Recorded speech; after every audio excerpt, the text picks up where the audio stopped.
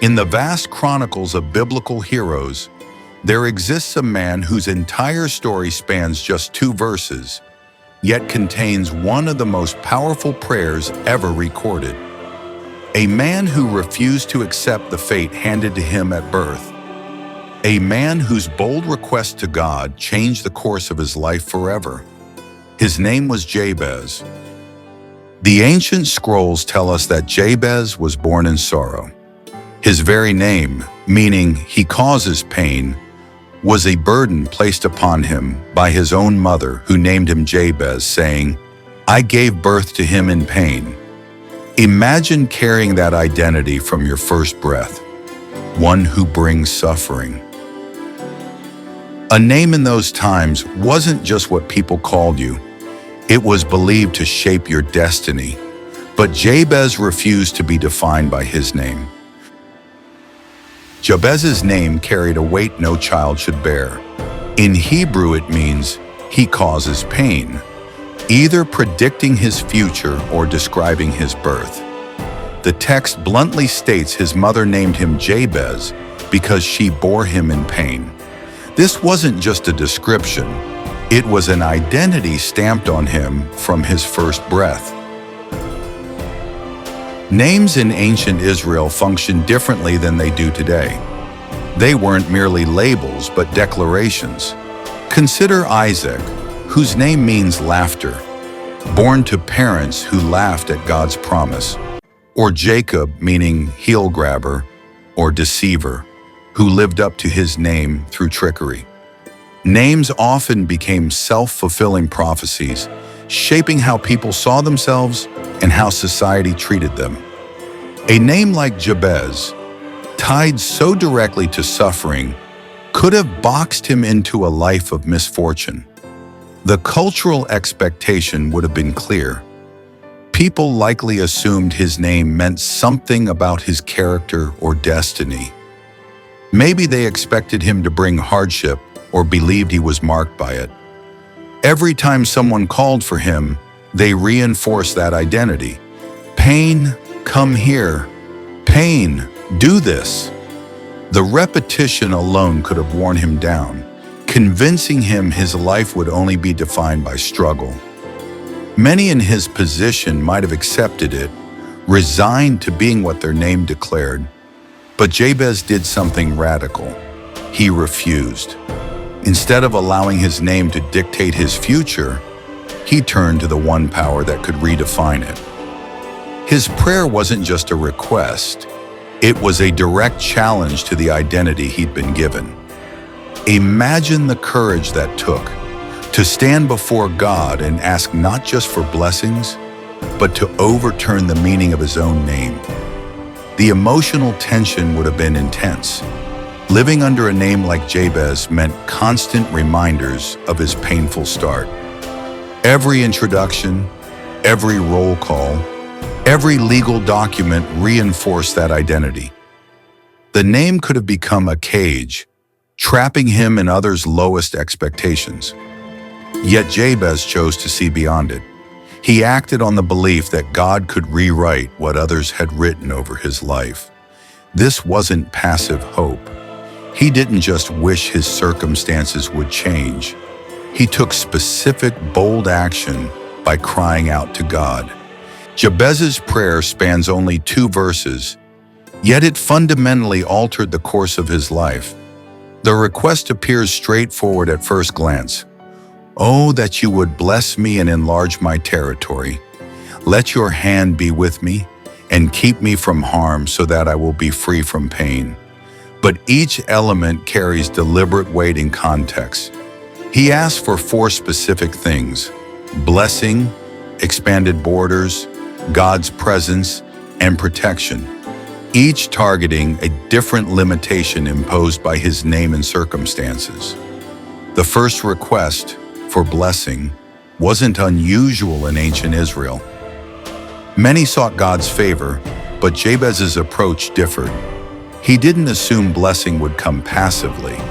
In a culture where names often determine destiny, actively asking to be blessed despite being named pain showed defiance. Biblical blessings often involve tangible outcomes, fertility, harvests, or victory, rather than abstract goodwill.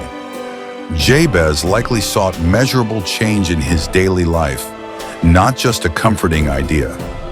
His second plea, to enlarge my territory, went beyond land.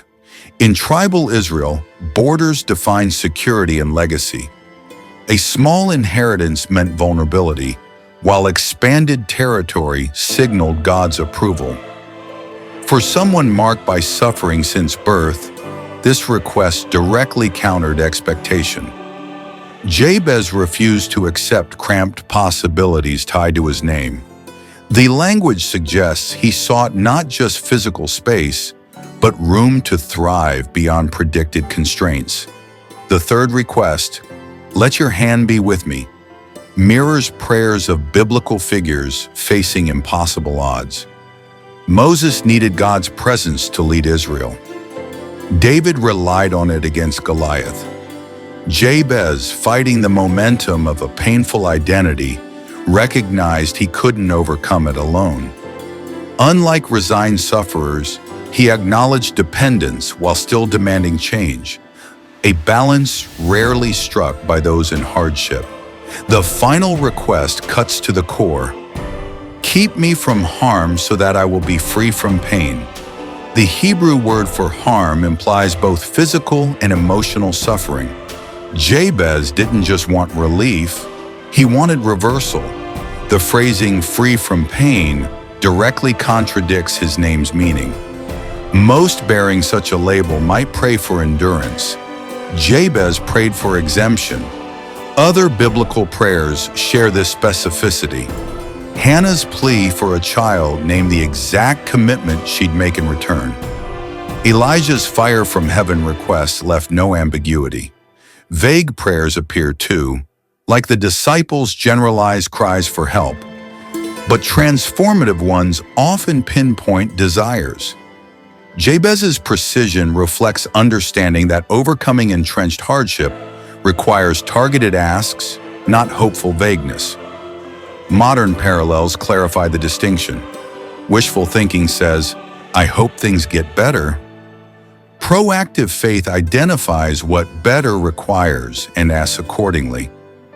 Economic studies show people who set detailed financial goals outperform those with vague intentions. Jabez's prayer operates similarly. He names the areas needing change rather than waiting passively. God's response stands out in its clarity. God granted his request. Few prayers in Scripture receive such explicit confirmation. Most biblical figures persist without immediate answers. Job waits through suffering. Paul endures chronic hardship. Yet Jabez's direct appeal receives direct fulfillment. The text implies his approach carried unique weight, though it doesn't explain why. The answer may lie in the prayer's alignment with God's character. Jabez sought blessing without exploiting others. Unlike Jacob's early scheming, he desired territory without warfare. He asked for presence without manipulating signs. His motive wasn't domination, but liberation from a painful legacy. Unlike transactional bargainers, he sought transformation rooted in relationship. This outcome sets up the pivotal contrast. Where his name predicted unending pain, his story concludes with recognized honor and answered prayer. The shift didn't come from ignoring his past, but confronting it through precise, faith-driven action. What began as sorrow turned into a legacy of abundance, not by accident, but through a prayer that refused to accept the expected narrative. Jabez's story doesn't end with the name he was given. It begins with the name he earned through a single, defiant prayer. Where others saw a predetermined fate, he saw a challenge to confront. Your own struggles might not carry a literal label like pain, but we all face limits, whether from past failures, others' expectations, or our own doubts. The difference comes in how we respond. Passive acceptance keeps us where we started. Specific, bold requests change trajectories. What name have you accepted that you were never meant to carry? And what might shift if you dared to ask differently? What might happen if you too had the courage to pray like Jabez? Like, share, and subscribe.